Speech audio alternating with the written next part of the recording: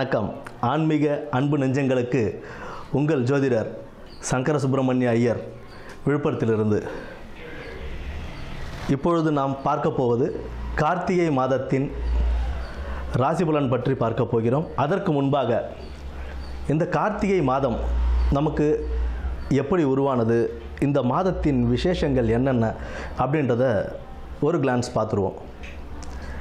கார்த்திகை மாதம் அப்படின்றது காந்தல் பூக்கள் இந்த மாதத்தில் அதிகம் பூக்கக்கூடிய ஒரு மாதமாக இந்த கார்த்திகை மாதம் விளங்கும்.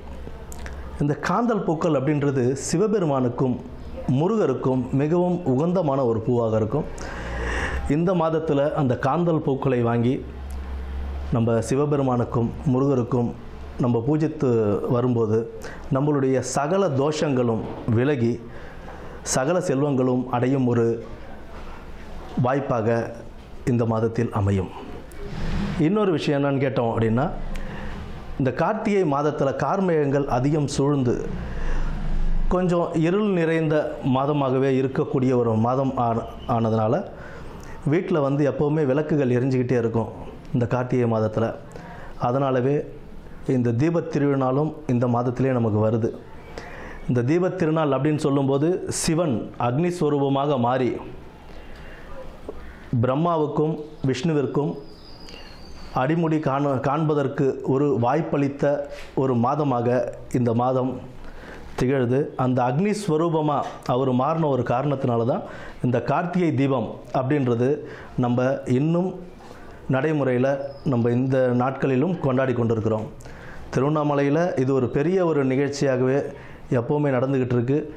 இப்போவும் பல லட்சக்கணக்கான மக்கள் கூடி வழிபடுகின்ற ஒரு நாளாக இந்த கார்த்திகை தீபத் திருநாள் இங்கே அமைந்திருக்கு.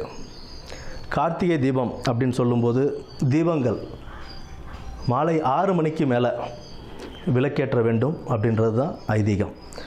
கரெக்டாக முதல்லலாம் பார்த்தோம்னா ஒரு 5:50லேருந்து 6 மணிக்குள்ளே கார்த்திகை மாதத்தில் திருவண்ணாமலையில் தீபம் ஏற்றிடுவாங்க மலையில்.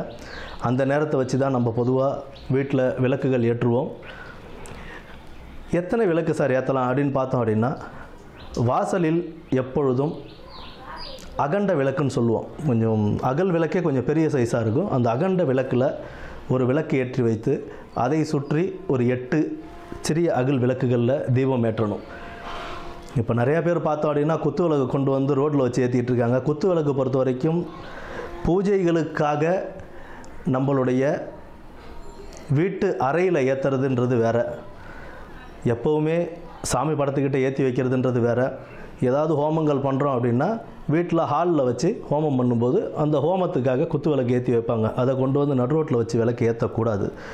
வாசலில் ஏற்ற வேண்டிய விளக்கு அப்படின்னா அகண்ட விளக்கும் அதை சுற்றி அகல் விளக்கும் ஒரு 9 விளக்குகள், வாசப்படியில் 2 விளக்கு, அதே மாதிரி சமையல் கட்டு மாடிப்படி அங்கெல்லாம் ஒரு 2 விளக்கு. பொதுவாக 11 தீபம் அப்படி இல்லைன்னா 21 தீபங்கள் அந்த மாதிரி ஏற்றுறது ரொம்ப சிறப்பு தரும். பரணி தீபமும் கார்த்திகை தீபத்துக்கு முதல் நாள் பரணி தீபம் ஏற்றப்பட்டு பின்பு மறுநாள் கார்த்திகை தீபம் ஏற்றப்படும். இது ஒரு பக்கம் முடிய, பார்வதி தேவிக்கு சிவபெருமான் தனது இடது பக்கமாக ஒரு பாகம் தேவிக்கு என்று அருளிய மாதமாகவும் இந்த மாதம்தான் விளங்குது.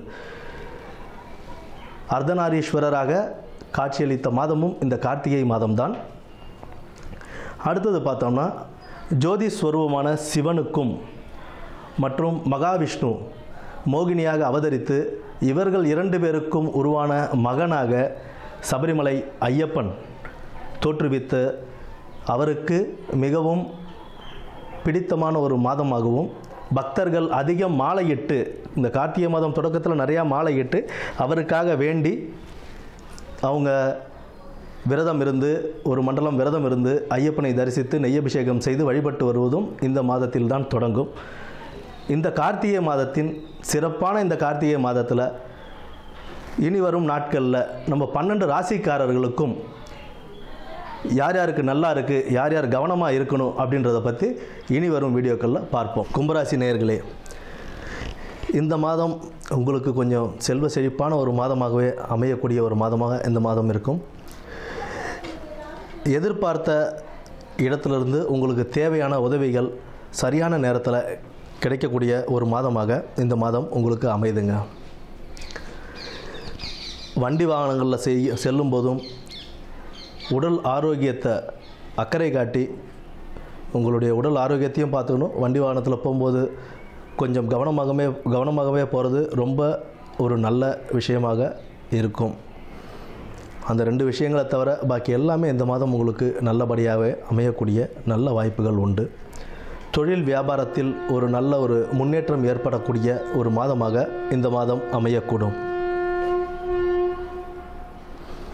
தொழில் வியாபாரத்தில் ஒரு நல்ல முன்னேற்றம் அடையக்கூடிய ஒரு மாதமாகவே இந்த மாதம் அமையக்கூடும்.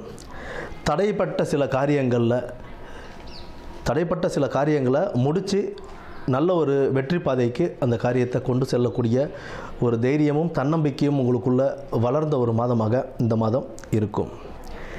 எதிரிகள் தொல்லைகள் நீங்கி ஒரு நல்ல ஒரு முன்னேற்ற பாதைக்கு செல்லக்கூடிய ஒரு மாதம் இந்த கார்த்திகை மாதம் உங்களுக்கு நல்லபடியாகவே அமையும். எப்படிப்பட்ட விஷயத்தையும் ஒரு சாதுரியமாக பேசி அந்த விஷயத்தை எப்படி செஞ்சால் எது நல்லதாக இருக்கும் அப்படின்றத ஆராய்ஞ்சு அதை நல்லபடியாக முடித்து கொடுத்து நல்ல ஒரு வெற்றி பாதையை நீங்களே உங்களுக்கு வகுத்துப்பீங்க. எந்த ஒரு காரியங்களாக இருந்தாலும் அந்த காரிய தடைகளை நீக்கி நீங்கள் அதை நல்லபடியாக முடித்து அதில் ஒரு வெற்றி பாதையை நீங்கள் பார்ப்பீங்க. கவனமான முறையில் உத்தியோகஸ்தர்கள் தன்னுடைய வேலை பளுவை செஞ்சு நீங்கள் அதை நல்லபடியாக முடித்து கொடுப்பீங்க. அதற்குண்டான பேரும் புகழும் உங்களுக்கு நல்லபடியாக கிடைக்க நீங்கள் போராடினா மட்டும்தான் உங்களுக்கு அது நல்லபடியாக கிடைக்கும். உத்தியோகஸ்தர்களுக்கு மேலதிகாரிகளிடம் அனுசரித்து செல்வது ஒரு நல்ல பங்காக இருக்கும். நண்பர்களும் சக ஊழியர்களும் உங்களோடு ஒரு நல்ல இணக்கமாக இருப்பாங்க.